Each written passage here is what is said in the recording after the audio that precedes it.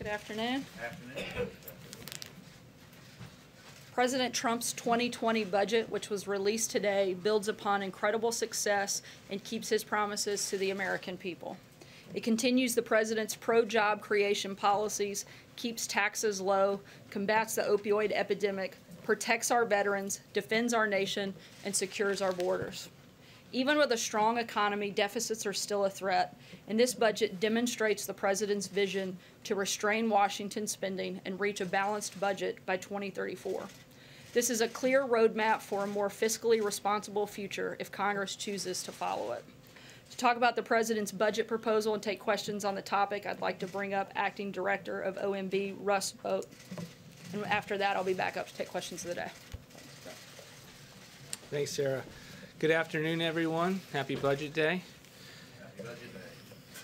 Today, we have released the President's fiscal year 2020 budget, a budget for a better America, promises kept, taxpayers first. This budget reflects the President's priorities to ensure that all Americans can benefit from the nation's historic economic boom and record low unemployment. No president has done more in 2 years to strengthen our military, restart our economy, and reform our government than President Trump. Promises he made while running for office. This great progress is threatened by our unsustainable national debt, which has nearly doubled under the previous administration and now stands at more than $22 trillion. Annual deficits are continuing to rise and will exceed $1 trillion a year, and it's projected that interest payments on the national debt will exceed military spending by 2024. Washington has a spending problem, and it endangers the future prosperity of our nation for generations to come. This budget contains nearly $2.7 trillion in savings, more spending reductions proposed than any administration in history. This budget will balance in 15 years.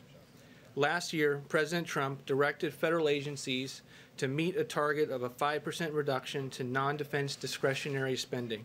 I'm proud to report to you today that we have achieved that target. In terms of the economy, our GDP grew by 3.1% over the 4 quarters of fiscal year 2018.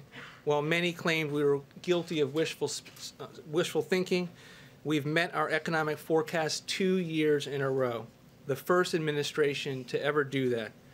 We are confident that the President's historic tax reforms, deregulation, trade policy, unleashing American energy will continue our economic growth. Economic policies in this budget will generate more than enough revenue to pay for the costs of the tax cut. Fiscal year 2020 President's budget outlines a number of key priorities for the administration to continue to pursue. The budget supports public and private school choice through a federal tax credit of up to $50 billion over 10 years. While this administration has made major progress towards streamlining our infrastructure permitting, we continue to request an additional $200 billion to lever up to $1 trillion in total spending. It's the government's responsibility to protect the American people, the homeland, and the American way of life. The budget requests $750 billion for our national defense. And to be clear, this is not funding for endless wars. This is for research and development and procurement to fund the most awe-inspiring military the world has ever known. In addition, federal resources and frontline defenders are overwhelmed at the southern border.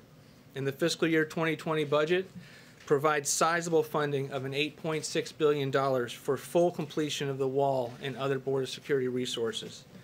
In terms of other major reforms, the administration is proposing uniform work requirements for Medicaid, TANF, SNAP, or food stamps in certain housing programs. We can help low-income families and end dependency on government benefits by strengthening work requirements. The administration also wants to lower drug costs.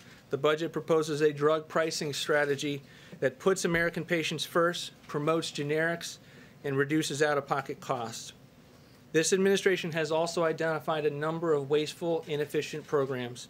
For example, we can save hundreds of millions of dollars by right-sizing and reforming the underperforming programs like Job Corps, a residential youth training program that has made headlines in recent years for the number of security incidents at the facilities. Or take the $600 million that we spend at 85 different cultural and exchange programs at the Department of State. despite the fact that only 1% of the 1 million students that come to this country to study ever benefited from that program, and the fact that at the State Department these programs doubled in the last 10 to 15 years. This budget is yet another fiscally responsible and common sense spending plan from President Trump. The President has continually called for fiscal restraint and will persist in his efforts to end the wasteful spending. Thank you, everyone, and with that, I'm ready to take some questions. John.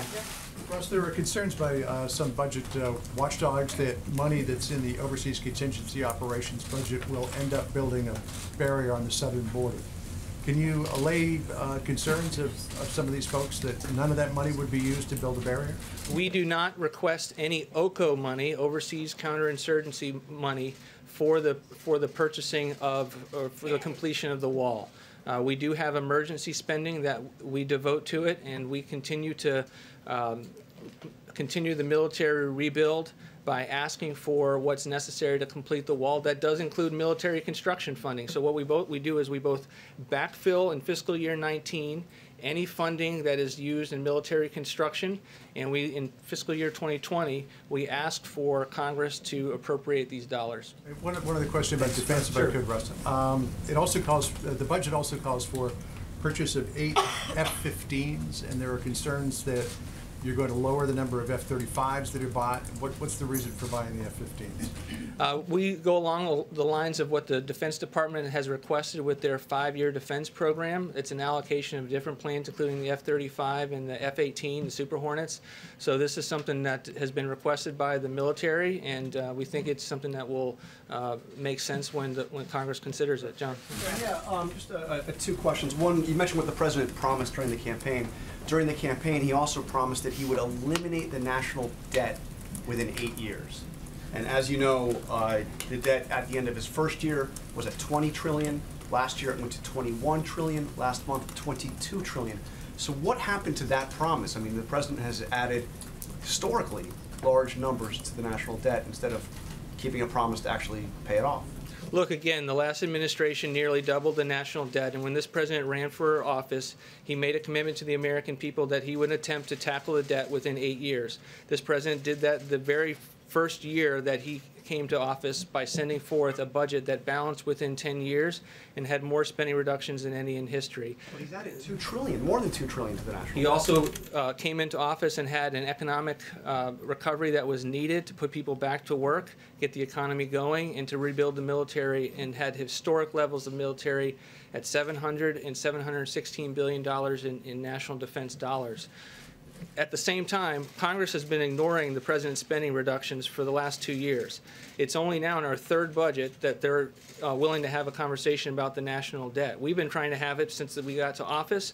The president is putting forward these reductions. He's putting forward a 5% cut to non-defense discretionary spending. He's putting forward reforms to mandatory programs that are on autopilot while keeping his commitment to American seniors by not making changes to Medicare and Social Security. Yes. 2 quick questions. One, to go back to drill down a little bit on what John Carl asked. If the deficit is such a problem, why not at least cut the rate of increase to the defense and to the defense budget? And secondly, he has said promises kept, but we're cutting Medicare. How does that keep his promise to the American people? He's not cutting Medicare in this budget. What we are doing is putting forward reforms that lower drug prices, that because Medicare pays a very large share of drug prices in this country, has the impact of finding savings. We're also finding waste, fraud, and abuse, but Medicare spending will go up every single year by healthy margins, and there are no structural changes for Medicare beneficiaries. The defense budget, why not at least cut the rate of increase if the deficit is such concern, if it's in the trillions? Why not cut at least the increase? Because he's the commander-in-chief, and he thinks it's important to secure the country. It's one of his most basic constitutional responsibilities. The military put forward a 5-year defense plan. It was done over a series of years about the needs, which gets back to John's question. We are going along with that 5-year defense plan. In addition, we're putting additional dollars towards the military construction funds that we have tapped. Fred. Yeah, thanks, Russ. Yeah, a couple.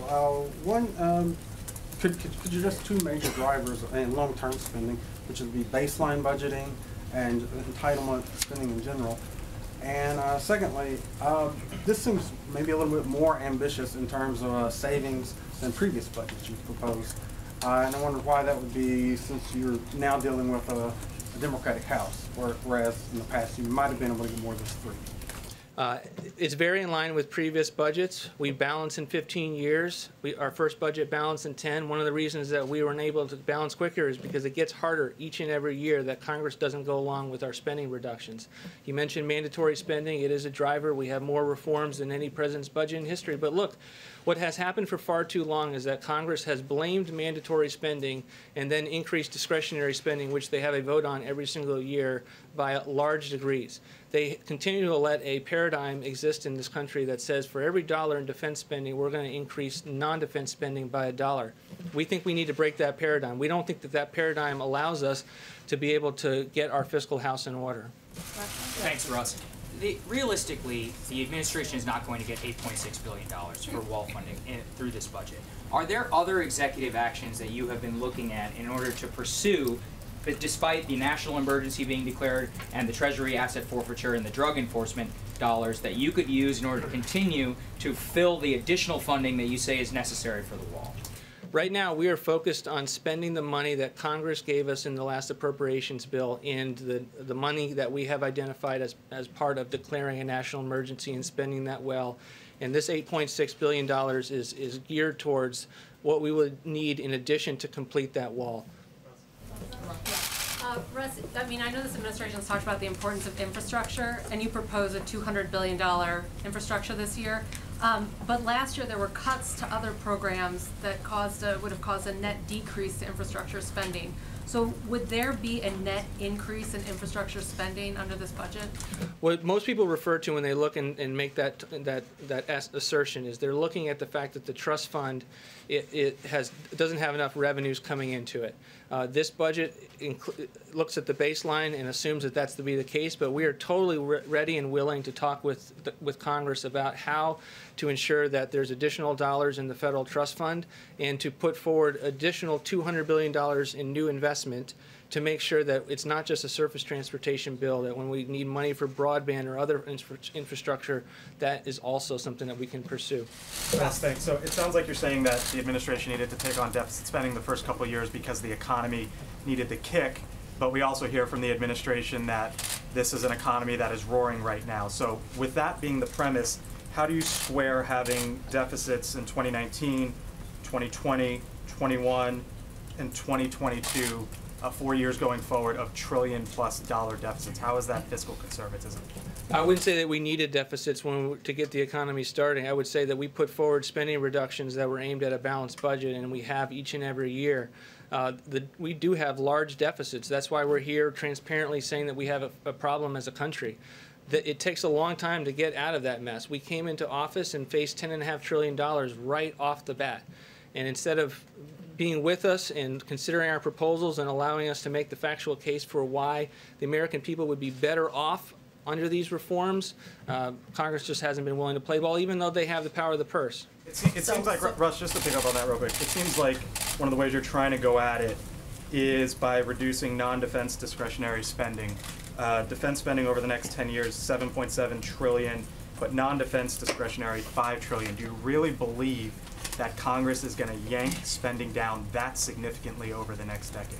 We believe that every budget is an opportunity to put forward our vision of the next 10 years. We are doing that in this budget, and we are saying to the American people, we can no longer afford the paradigm that Congress keeps giving us, which is that we're never going to make any trade-offs, that we're never going to align what we spend with what we take in, that we're not going to do what every family does across the country in trying to figure out what they can afford before they go out and spend. So yes, we are trying to say that we need to continue to secure the country. We need to continue to secure the border. We're not going to be bashful about that, but at the same time, we're also going to say that we have many, many programs that are wasteful and inefficient that we can no longer afford. Phil. Russ, you called on me next. I'm sorry, Russ. Sure. You came to me when he said his next question. I want to go to the least of these, welfare reform and SNAP.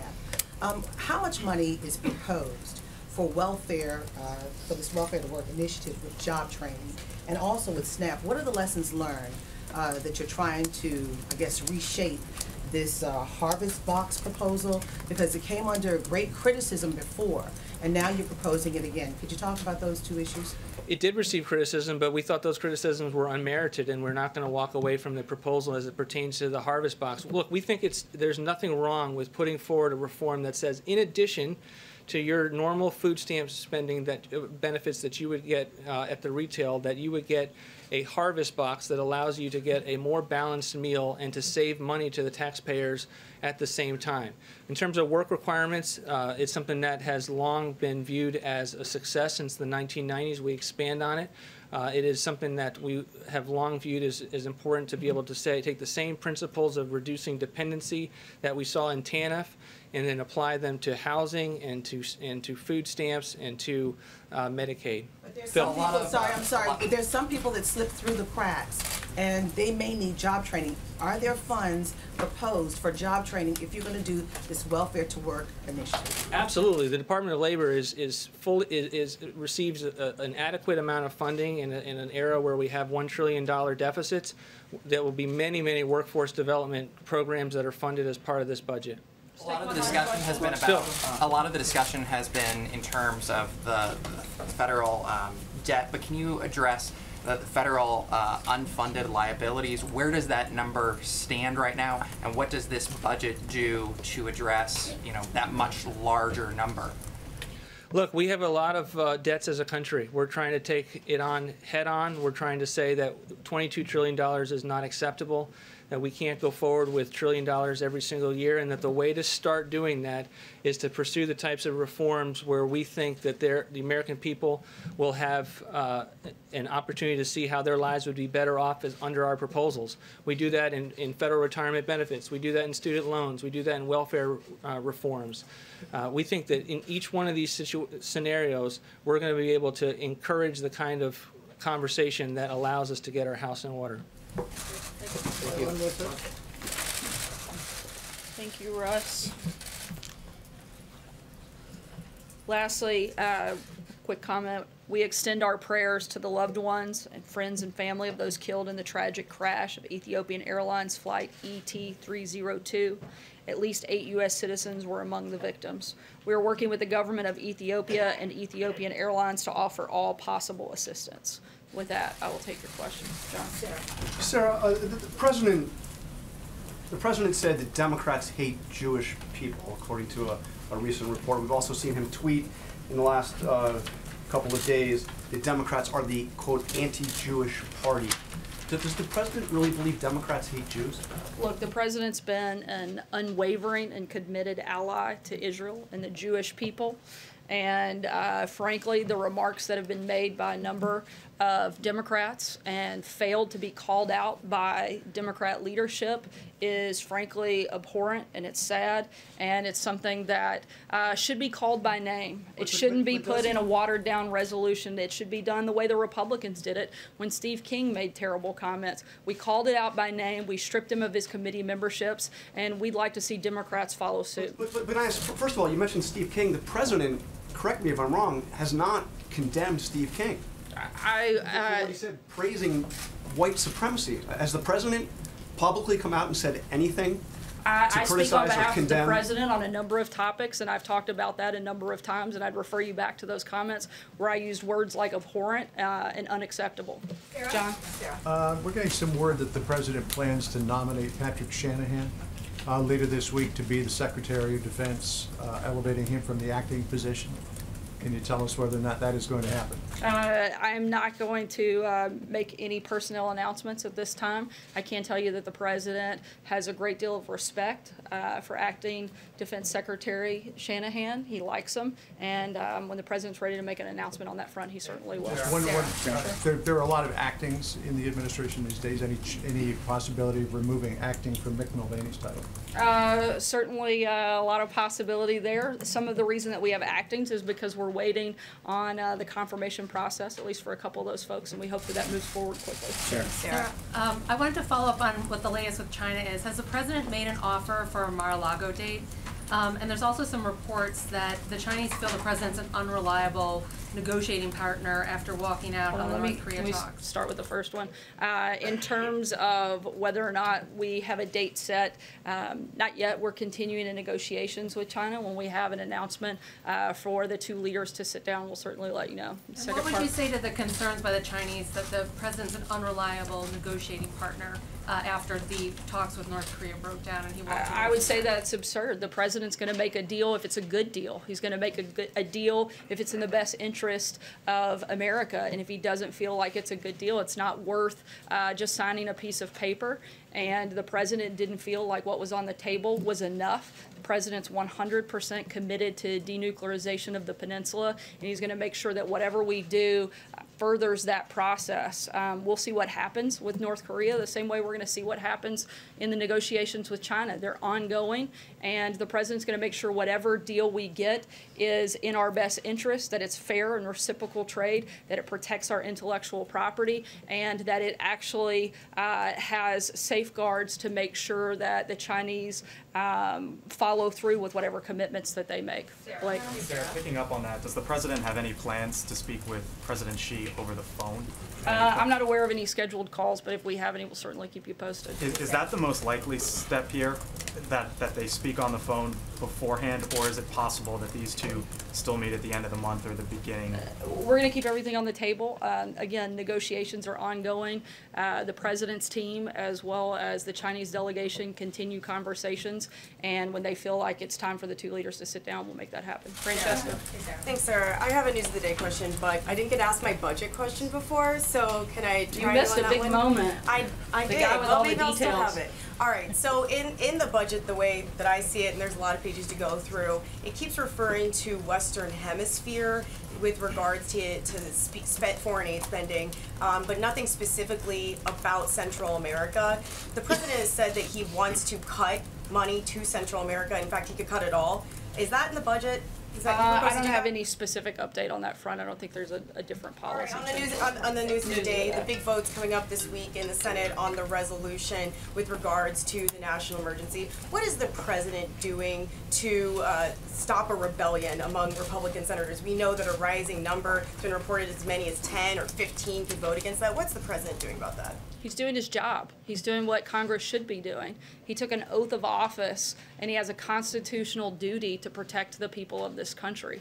We have a humanitarian and national security crisis at our border, and the president's doing his job in addressing it. He gave Congress a number of opportunities to actually address it, and they failed to do so. So the president is taking his constitutional authority that Congress granted him. Let's not forget, the only reason he has the authority to call a national emergency is because Congress gave him the right to do so. They failed to do their job. The president's fulfilling his duty, and he's going to make sure he does what is necessary to protect the people of this country, secure our borders.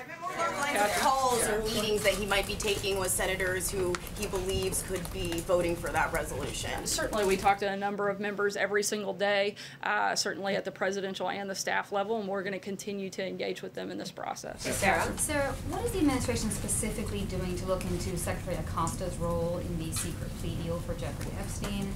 Does the president have any misgivings about the role that this top official played in this deal? That's currently under review. Because of that, I can't get into a lot of specifics, but we're certainly looking at it. Any timeline for that review, sir? I'm not aware of a specific timeline. So I have a question for you, but I also have a follow-up to a colleague because I didn't hear you actually answer the question. So yes or no, does the president truly believe that Democrats hate Jews? I am not going to comment on a potentially leaked document. I can tell you what I can tell you. Does he think Democrats hate Jewish people, as he said on the South? I think that they've had a lot of opportunities over the last few weeks to condemn some abhorrent comments. I'm trying to answer. If you'd stop talking, I'll finish my statement. The president has had and laid out clearly his position on this matter. Democrats have had a number of opportunities to condemn specific comments and have refused to do that. That's a question, frankly, I think you should ask Democrats what their position is since they're unwilling to call this what it is and call it out by name and take actual action against members who have done things like this, like the Republicans have done when they had the same opportunity. So I want to ask about Paul Manafort, but I just want to be very clear. You're not answering the question. Is there a reason? I believe I answered it twice. You didn't say yes or no. Does he really believe Democrats hate Jews? I'm just trying to get a sense of that. I think that's a question you ought to ask the Democrats. Let me ask you about Paul Manafort. Why obviously Paul Manafort goes for the second half of the sentencing this week. Why hasn't the president ruled out a pardon for Paul Manafort? The president has made his position on that clear, and he'll make a decision when he's ready. On pardons, last week the president tweeted that Michael Cohen, quote, directly asked me for a pardon. When did that happen? Was that when was Cohen here at the White House and came into the Oval Office and asked the president for a pardon? Did it happen on the phone? Do you have a date? Do we know when that happened? I'm not going to get into specifics of things that are currently under review by the Oversight Committee and other committees. What I can tell you is that Cohen's own attorney stated and contradicted his client when he said that he was aware that those conversations had taken place. We know that Michael Cohen lied to Congress prior to his testimony most recently, and we know that he's lied at least twice in that hearing. I think that it's time to stop giving him a platform, let him go on to serve his time, and let's move forward with matters of the country. One budget question, just to put it on the record, because a lot of people in the country want to know, is there anything in the president's 2020 budget request that has Mexico paying for the wall?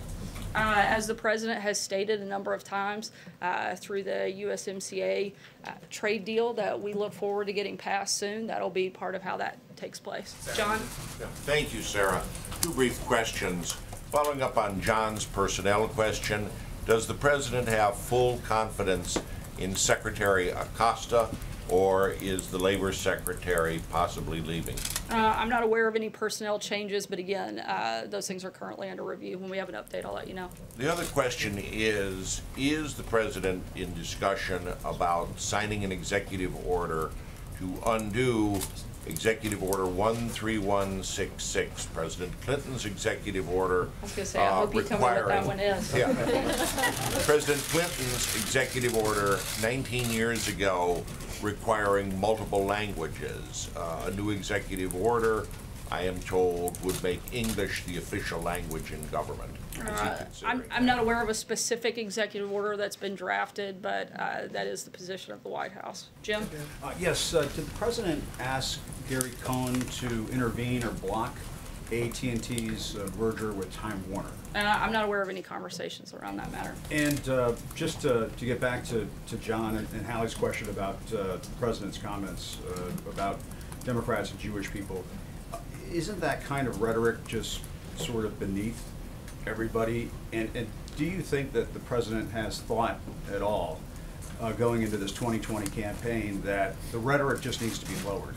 Whether it's talking about Democrats, the media, immigrants, or should we just plan on hearing the president use the same kind of language that we heard in 2016 and all through the first couple of years of this administration? Look, I think that the real shame in all of this is that Democrats are perfectly capable of coming together and agreeing on the fact that they're comfortable ripping babies straight from a mother's womb or killing a baby after birth, but they have a hard time condemning the type of comments from Congresswoman Omar.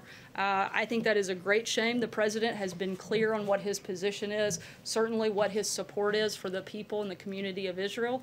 And beyond that, I don't have anything further for you, Jim. I think that just sort of drags down the rhetoric in the debate when you're saying something that's just patently untrue. I mean, obviously stating their policy positions but is not Democrats patently don't. untrue. But Democrats don't hate Jewish people. It's just silly. It's not true. I think they should call out their members by name, and we've made that clear. I don't have anything further. April. President, you know, Sorry, Jim. his April rhetoric 11. after Charlottesville, saying that there are very fine people on both sides in Charlottesville, essentially suggesting that there are very fine people in the Nazis. That's not at all what the president was stating. Not at any point. The president has been incredibly clear and consistently and repeatedly condemned hatred, bigotry, racism in all of its forms, whether it's in America or anywhere else, and to say otherwise is simply untrue. April. That's kind of along what I was asking, two questions, but that's kind of along what I was asking. Since the president did say that in Charlottesville, some very fine people on both sides, has he, in your opinion, or has he, or us, because I don't remember it, condemned the neo-Nazis in Charlottesville for their actions against the Jewish Americans there? The president has condemned neo-Nazis and called them by name, which is what we are asking Democrats to do when they see the same type of hatred. Deborah. Also, can we Yeah, expect sorry, to I'm have, making movement. Deborah, go ahead. Can we expect to have briefings more often now, since there have been a little bit of changing atmosphere here? I haven't noticed a change in the atmosphere. I know that the president's the most accessible president in modern history. I know that he takes questions from you guys nearly every single day, and on days he doesn't, sometimes I do it from here. We answer hundreds of questions from reporters all over the world every day. We're going to continue to do that. Sometimes we'll do it from this room. Sometimes we'll do it in other venues and other platforms. Yeah, and let me, in the new spending blueprint, the OMB, why did the OMB include money for the Yucca Mountain? I'm sorry, can you say it a little louder? Yes, I can. Why did the OMB include money for the Yucca Mountain nuclear waste repository? And what are the chances, it's in your spending blueprint, and what are the chances that Congress will actually enact that? I think that the chances that Congress will do its job based on historical precedent over the last couple of months are probably unlikely, but that doesn't mean we're not hopeful that they will work with us, look for ways that we can reduce spending and protect our military, do things like that, which you see in the president's budget. We'd love for them to work with us on that. Can you tell us a little bit about what the thinking was to put that in? I'm not aware of any specific policy changes on that front or anything on there. I'll let you know if we have something. One last question, Paula. Sir, why did the president write a check to Michael Cohen for $35,000 in August of 2017 while he was here in the White House? What was that money for? I'm not aware of those specific About this, he specifically accused the president of engaging in a conspiracy to conceal campaign finance violations. He presented the check. The president's been clear that there wasn't a campaign violation. Beyond that, I can't get in. in. He didn't know about these hush money. Beyond that, I His can't. story has changed. Again, I would refer you back to the president's comments. That's not something I'm a part of, and I would refer you to the president's outside counsel beyond his comments. This is something he did during his time in the White House. Does the White House deny that the president is individual one? I'm sorry? Individual one in the Southern District of New York. Again, I'm not going to comment on that Cohen? on an ongoing case. That's not something I would be a part of here at the White House, and I would refer you to outside counsel. What I can tell you is the president has stated his position and made it clear. Thanks so much, guys.